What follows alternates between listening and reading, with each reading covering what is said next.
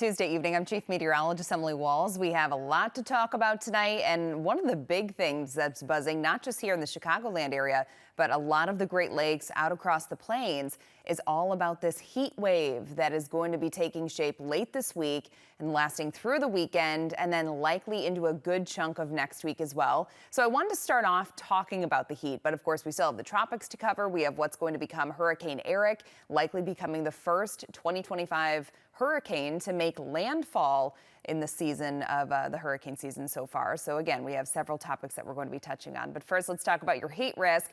This map is jumping the clock ahead to Saturday.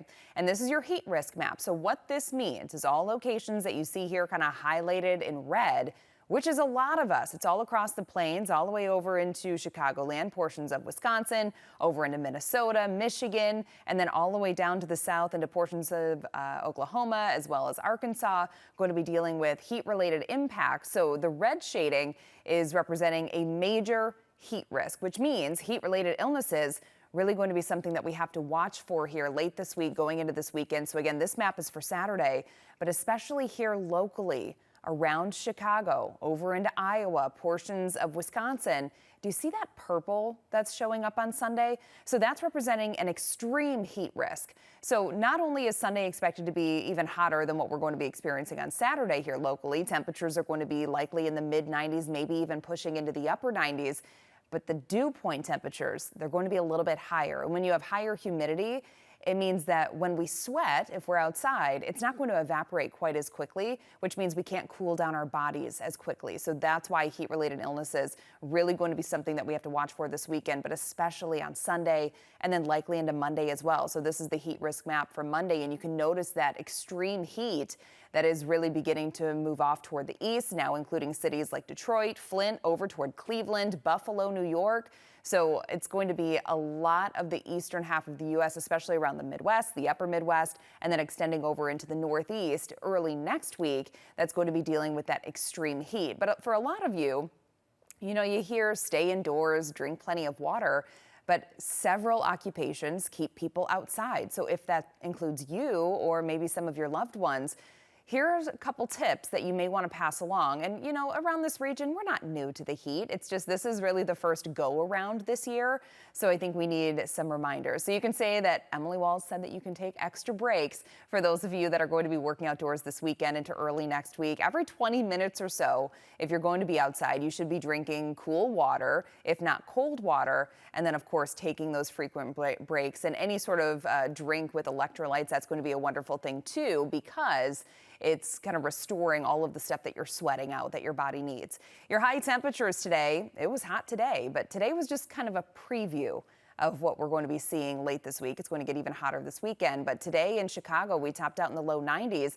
And just take a look at some of these numbers here. We were actually on par with what was in Tampa today, low 90s. Same thing in northern Texas. So we did have a really nice warm up today, and that humidity, that was creeping up as well. So to kind of put some of these numbers in perspective, today's dew point temperatures we're in the mid to upper 60s. Whenever dew points are in the 60s, that's when you really start to notice that humidity. It starts feeling a little uncomfortable, a little sticky outside. But this weekend, we're going to have temperatures that are even hotter by about 4 or 5 degrees. And the dew point temperatures should be able to rise into the low 70s, which means it's very easily sending our heat index values likely well into the 100s. So again, dangerously hot conditions on the way. But today was just our little preview.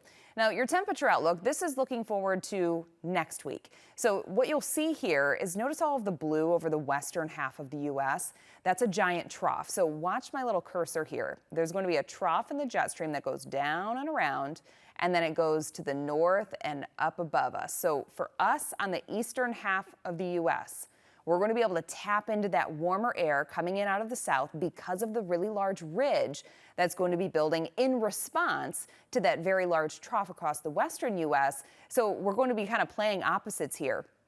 Whenever you have something that's very extreme happening in a weather pattern, the Earth kind of just wants to even itself out. So when you have a really large dip in the jet stream, you're going to see a really large ridge on the other side of that trough. And that's exactly what's going to be taking shape next week. And then looking beyond that, so this is your temperature outlook taking us all the way to the 1st of July. And you'll notice here locally, Great Lakes region, Chicago area, we're still favored to see above average conditions. So once we get this heat rolling late this week and this weekend, it looks like it could be lingering all the way until the end of the week. Now, is it going to be as extreme as the mid-90s? Not likely the whole time, but typically for this time of the year, your average high is in the low 80s, and models are really suggesting that we're going to remain above that, possibly all the way through the end of this month into early July. So the next 10 days around here, tomorrow's our cool day. Take advantage if you can, although we are going to be tracking showers and thunderstorms. Some of those may end up becoming strong or severe, and I'm going to show you all of those hazards here coming up in just a few moments. For now, I really want to focus on that heat. Low to mid 80s Thursday and Friday, so we're starting that climb.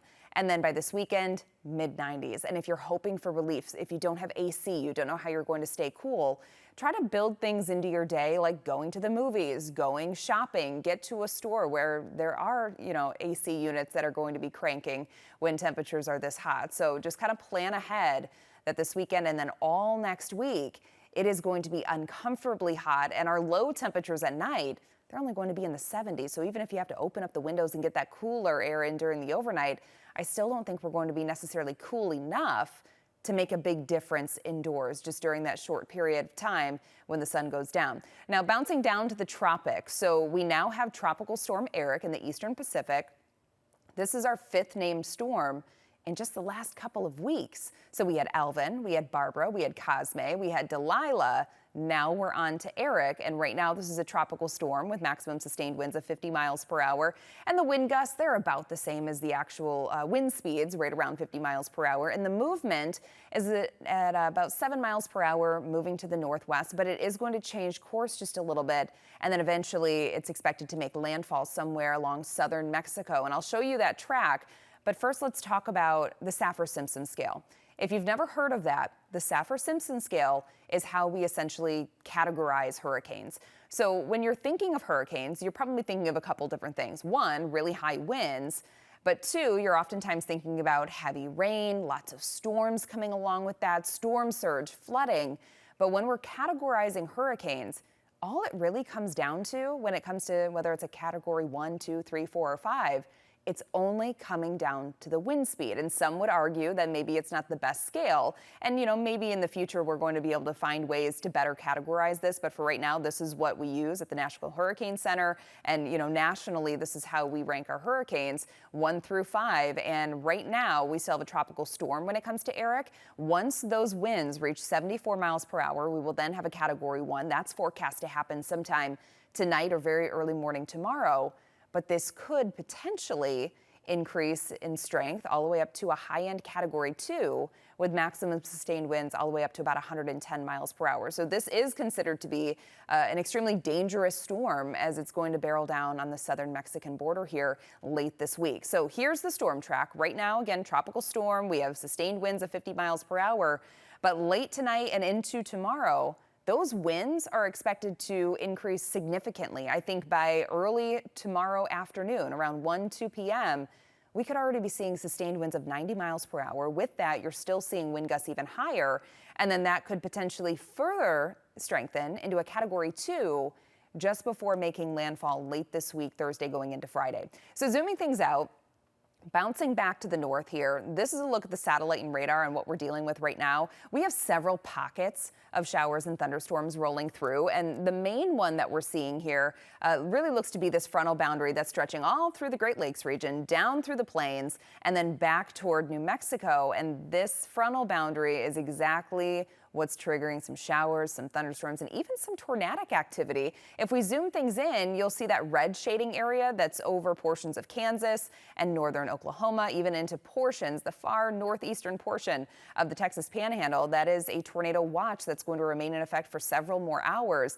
And we have had confirmed tornadoes in this area. And right now there's actually still a couple active tornado warnings that you can see there in the panhandle of Texas, moving over into northwestern Oklahoma. We also have severe thunderstorm warnings along this region. And let's compare this to the Storm Prediction Center's outlook. So notice here how this area that I was just kind of showing you on radar, it's highlighted in a moderate and an enhanced risk. That's a level 3 and 4 on the Storm Prediction Center scale. So when you tack on those warnings, it fits pretty well with the forecast that they have going for today. And here locally, we also have showers and storms that are rocking and rolling, not a ton. And at this point, nothing is severe. But for those of you that are in LaSalle, Grundy County, you've been seeing a couple stronger storms developing. So this particular one that's moving through portions of Grundy County, it's going to pass right on the south side of Morris.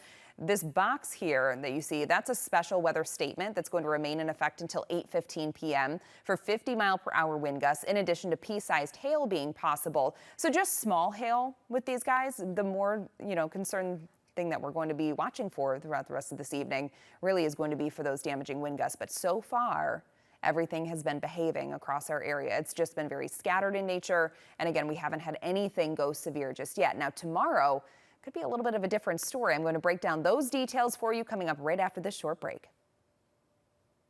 Welcome back. The Storm Prediction Center for tomorrow has the majority of the Chicagoland area highlighted in a slight risk. That's the yellow shading that you see here on this map. That's a level 2 of 5, meaning scattered severe storms are going to be possible. But for those of you that are in the far southeastern sections of the area, so I'm talking places like Newton County, Jasper counties, into the far southeastern extent of Porter County and LaPorte County, that's the orange shading there. That's an enhanced risk, which means numerous strong to severe thunderstorms could be possible. That's a level 3 of 5. So we really have to pay attention to your forecast tomorrow. I think the window of opportunity for anything severe is really going to be from as early as about 11 a.m. through 4 p.m. After that, we should be in the clear.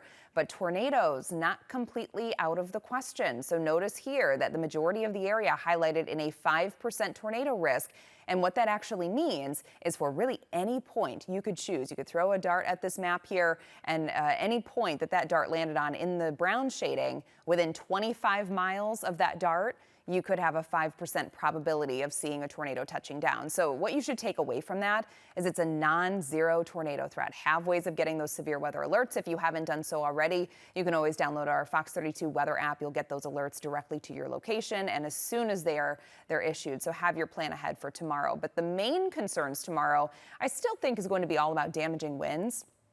But again, isolated tornadoes could be possible, and then it looks like a lot of those storms are going to taper off, come to an end, move on out of here by the end of the day tomorrow. And then once we get past tomorrow, all attention is going to be turning over to the heat that's moving in for the weekend. I will show you your 7-day forecast coming up on the news at 9 p.m. We'll see you soon.